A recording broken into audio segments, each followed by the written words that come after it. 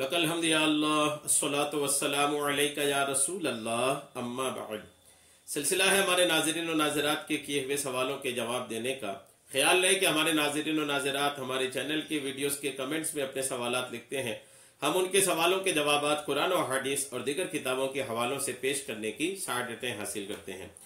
हमारे नाज़रीन में से इन्होंने सवाल किए हैं कि क्या तहज्जुद के बाद रोज़ाना 100 बार आयत करीमा ला इलाहा इल्ला अंता सुब्हानका इन्नी कुन्तु मिनज़ ज़ालिमीन पढ़ सकते हैं?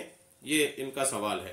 आयत करीमा से ये आयत बहुत मशहूर है और बहुत लोग इसको जानते हैं कि आयत करीमा अगर बोलें तो लोग यही मुराद लेते हैं, ला इलाहा इल्ला अंता सुब्हानका इन्नी कुन्तु मिनज़ ज़ालिमीन। ये सूरह अंबिया की आयत नंबर 27 है। अब इस सूरह अंबिया की आयत नंबर 27 का जो एक हिस्सा है ये आयत करीमा, इसको पढ़ने के ताल्लुक से इन्होंने पूछा है कि क्या मैं तहज्जुद की नमाज के बाद इसको पढ़ सकता हूं। तहज्जुद की नमाज में उठे हैं और नमाज तहज्जुद के लिए उठकर इस आयत करीमा को पढ़ना चाहते हैं और पढ़ने की तादाद भी 100 बार है। तो आयत करीमा जो है इसकी जो फजाइल हैं और ये क्या चीज है, इंशाअल्लाह मैं ये भी लगे हाथ पेश कर देता हूं। चूंकि आयत करीमा के बारे में लोग आयत करीमा को तो जानते हैं, लेकिन आयत करीमा के पीछे की बातें जो है, ये आयत करीमा है क्या, किसकी दुआ है, ये दुआ कब मांगी गई थी, इस ताल्लुक से काफी दिलचस्प बातें मुफस्सिरीन किराम ने लिखा है। आप तवज्जो से सुनिए, इंशाअल्लाह आपका ईमान ताजा हो जाएगा। और जब आपका ईमान ताजा हो जाए, बयान आपको अच्छा लगे, तो आप अपने तक ना रखिएगा, बल्कि इस तरह की दीन की बातें आप दूसरों तक फैलाने की भी कोशिश कीजिए। इसको आप शेयर भी कीजिए, इस वीडियो को भी पहुंचाइए और जो बातें आपको समझ में आ गई हैं ये आप दूसरों तक भी बयान करने की सआदतें हासिल कीजिए। कुरान पाक की आयत है, अल्लाह फरमाता है तर्जमा कंजुल ईमान, और जन्नून को जब चला गुस्सा में भरा तो गुमान किया कि हम उस पर तंगी ना करेंगे, तो अंधेरियों में पुकारा कोई माबूद, ये आयत का तर्जमा मैं आपको सुना रहा हूं। अंधेरियों में पुकारा कोई माबूद नहीं सिवा तेरे पाकी है, तुझको बेशक मुझसे बेजा हुआ। यहां इस आयत का मैंने पूरी आयत का तर्जमा आपको सुनाया।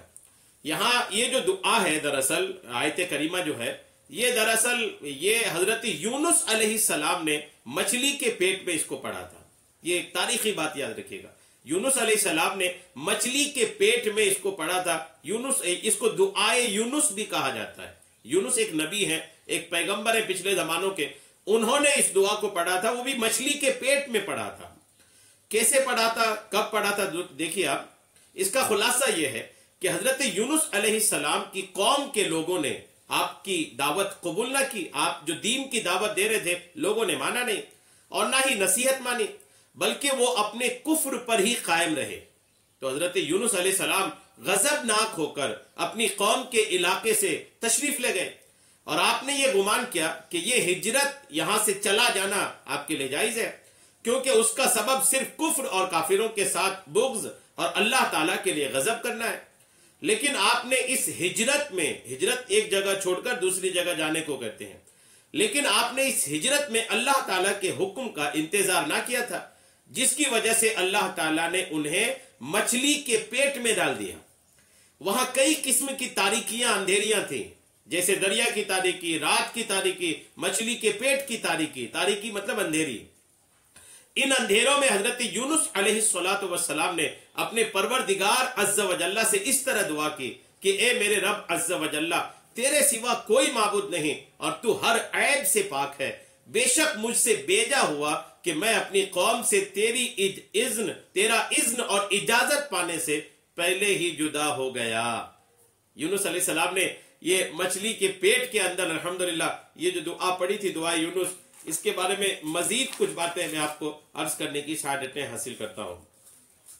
बहुत दिलचस्प बात है, आप तवज्जो से सुने। ये तफसीर रूहुल बयान मेरे हाथ में है। रिवायत है कि हजरत यूनुस अलैहिस्सलाम जब अपनी कौम से नाराज होकर बहरे रूम, ये दरिया का नाम है, बहरे रूम की तरफ चले तो कश्ती पार जाने के लिए तैयार थी। कश्ती तैयार थी कि अब चलेगी। आप भी लोगों के साथ कश्ती में बैठ गए। जो ही कश्ती दरिया के बीच में पहुंची तो रुक गई, ना आगे होती थी ना पीछे हटती थी। जो चला रहे थे, कैप्टन जो था, जो मल्लाह था, जो कश्ती चला रहा था, उन्होंने कहा यहां कोई नाफरमान और गुनहगार और अपने आका से भागा हुआ इंसान बैठा है लोगों में। جب تک وہ یہاں ہے کشتی نہیں چلے گی. اور ہماری عادت ہے کہ ہم پردہ فاش نہیں کرتے بلکہ قرآن اندازی کرتے ہیں. جس کے نام قرآن نکلے اسے دریا میں پھینک دیتے ہیں. 3 بار قرآن نکالا گیا، لاٹری نکالی گئی، ہر بار حضرت یونس علیہ السلام کا نام نکلا. آپ نے فرمایا وہ آسی و آبک بندہ میں ہی ہوں. یہ کہہ کر آپ نے خود ہی دریا میں چھلانگ لگا دی، اور جیسے دریا میں چھلانگ لگائی آپ نے تو آپ کو مچھلی نے لقمہ بنا لیا، مچھلی آپ کو نگل گئی. اللہ تعالیٰ نے مچھلی کو حکم دیا کہ میرے اس پیارے بندے کو بال برابر بھی نقصان نہ پہنچانا، اس لیے کہ میں نے تیرے پیٹ کو اس کے لیے قید خانہ بنایا ہے، تیرا لقمہ نہیں بنایا ہے. یعنی اس کو نگل ضرور لے لیکن نگل کر کے ان کو تکلیف نہیں پہنچانا ہے بلکہ ان کو اپنے پیٹ میں محفوظ رکھنا ہے.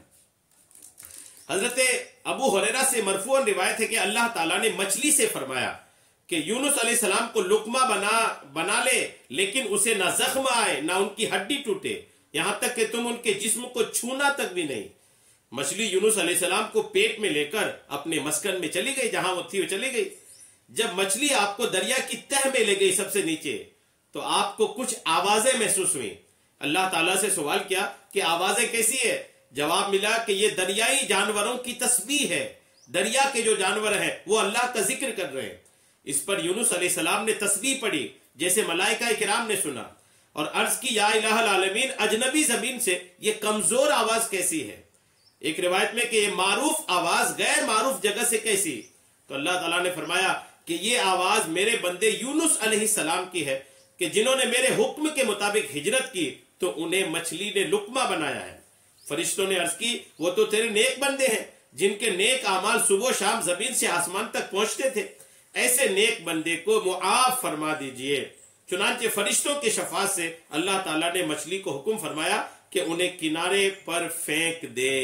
الحمدللہ یہ حضرت یونس علیہ السلام کے مچھلی کے پیٹ میں جانے کا واقعہ ہے. اور جب یہ مچھلی کے پیٹ میں گئے تو اس دعا کو پڑھے، لا الہ الا انت سبحانک انی کنت من الظالمین.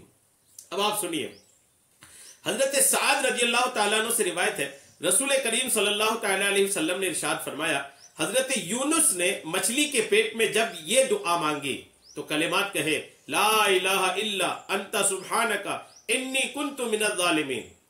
جو مسلمان ان کلمات کے ساتھ کسی مقصد کے لیے دعا مانگے تو اللہ تعالیٰ اسے قبول فرماتا ہے.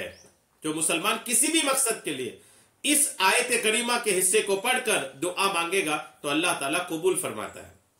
یہ ترمذی شریف کی روایت ہے. حضرت سعد بن ابی وقاص رضی اللہ تعالیٰ عنہ فرماتے ہیں کہ ہم نبی کریم صلی اللہ تعالیٰ علیہ وسلم کے قریب بیٹھے ہوئے تھے تو آپ نے ارشاد فرمایا کیا میں تمہیں ایسی چیز کے بارے میں خبر نہ دوں کہ جب تم میں سے کسی شخص پر کوئی مصیبت یا دنیا کی بلاؤں میں سے کوئی بلا نازل ہو اور وہ اس کے ذریعے دعا کرے تو اس کی مصیبت اور بلا دور ہو جائے. آپ علیہ السلام سے عرض کی گئی کیوں نہیں؟ ارشاد فرمایا وہ چیز حضرت یونس کی دعا لا الہ الا انت سبحانک انی کنت من الظالمین ہے. کوئی مصیبت آئے، کوئی بلا آئے، کوئی بھی پریشانی میں مبتلا ہو تو آیت کریمہ پڑھنی چاہیے کہ اس کے پڑھنے کی برکتوں سے الحمدللہ بلائیں دور ہوتی ہیں. یہ بھی آپ کے ہمارے پیغمبر اسلام نے ارشاد فرمایا. حضرت سعد ابن مالک رضی اللہ تعالیٰ عنہ سے روایت ہے کہ نبی کریم علیہ السلام نے ارشاد فرمایا جو مسلمان اپنی بیماری کی حالت میں 40 مرتبہ لا الہ الا انت سبحانک انی کنت من الظالمین کے ساتھ دعا مانگے پھر وہ اس مرض میں فوت ہو جائے، اسی بیماری میں انتقال ہو جائے تو اسے شہید کا ثواب دیا جائے گا، اور اگر تندرست ہو گیا تو اس کے تمام گناہ بخشے جا چکے ہوں گے. تو بیماروں کو بھی یہ پڑھنی چاہیے. تو یہ آیت کریمہ کے فضائل آپ نے سنا، اس کی برکتیں سنی. اب اگر تہجد میں آپ کو 101 مرتبہ یہ پڑھنا ہے، بہت بہترین عادت آپ اس کو بنا لیجئے کہ اس کے پڑھنے کے بعد ایک تو ثواب تو ملا ہی ملا، مصیبتیں دور ہوئی، بلائیں دور ہوئی، پریشانیاں دور ہوئی، اور پھر یہ کہ اس کے بعد دعا بھی الحمدللہ قبول ہوتی ہے. یہ سارا کچھ آپ نے سنا کہ اس کو پڑھنے سے بلائیں دور ہوتی ہے، مصیبتیں دور ہوتی ہیں، پریشانیاں دور ہوتی ہیں، دعائیں قبول ہوتی ہیں. تو اتنے سارے فضائل جب اس کے ہیں تو الحمدللہ آپ اس کو پڑھنے کی عادت بنائے ہیں تو اس کو آپ پڑھتے رہیں، انشاءاللہ آپ اس کی برکتیں خوب حاصل کریں گے. روزانہ پڑھیں، آپ دیکھیں گے کہ آپ اس کی برکتیں الحمدللہ آپ کو حاصل ہو رہی ہے. اللہ تبارک تعالی ہم سب کو سننے سے کہیں کہیں زیادہ عمل کی توفیق عطا فرمائے. آمین بجاہ النبی الامین صلی اللہ تعالی علیہ وسلم.